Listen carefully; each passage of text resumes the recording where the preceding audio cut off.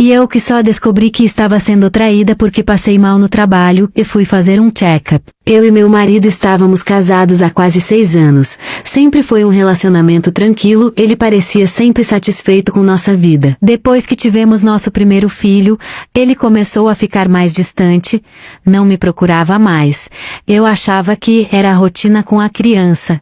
Me enganei feio. Até que eu passei mal no trabalho, apaguei e só fui acordar no hospital. Foi um grande susto, mas foi tudo por causa da minha pressão e estresse. Resolvi fazer uns exames para desencargo de consciência e saber que eu estava bem mesmo.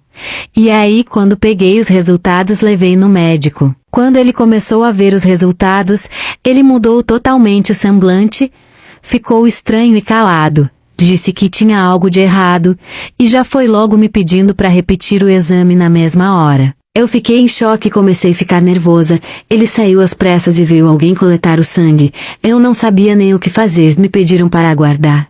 Comecei a chorar pensando logo que era uma doença muito grave, pensando no meu filho que ia ficar sem mim. Nossa, foi horrível. Depois de umas 2 horas, ele veio com o resultado na mão, fechou a porta e disse que infelizmente ele tinha confirmado o resultado que deu que eu estava com uma infecção grave que... Comente parte 2 se quiser saber o final dessa história. E eu que só descobri que estava sendo traída porque passei mal no trabalho e fui fazer um check-up, ainda em choque parte 2. Ele veio com o resultado e uma cara muito séria. Comecei a gelar e tremer de medo, só podia ser muito grave. E aí ele falou que tinha confirmado o resultado de um dos exames e que eu estava com uma infecção, hepatite A, que para minha sorte é mais fácil de tratar que a B e C.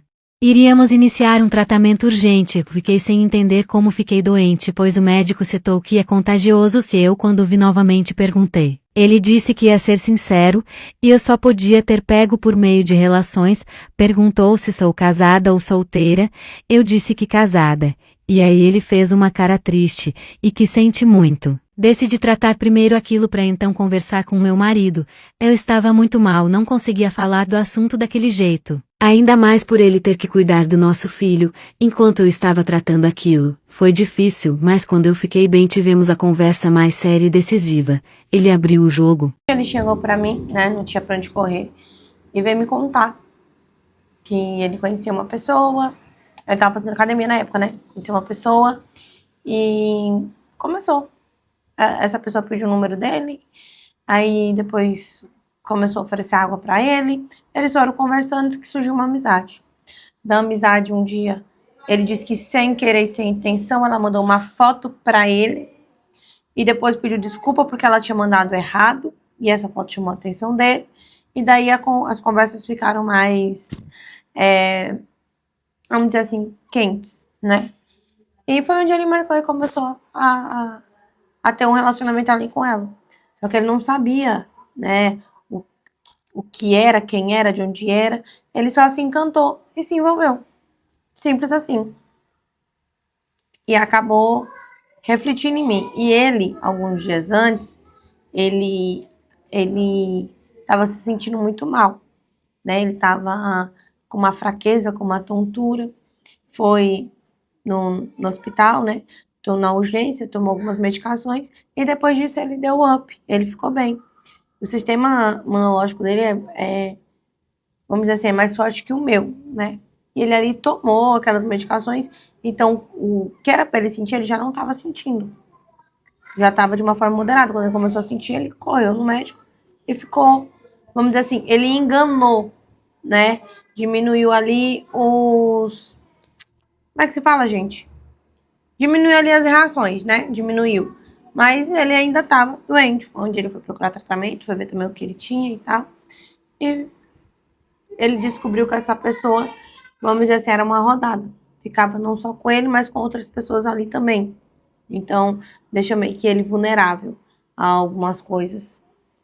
Eu sei que é tão difícil, mas é tão difícil. Porque é um processo muito doloroso, que eu passei por isso. Em seguida, eu tive que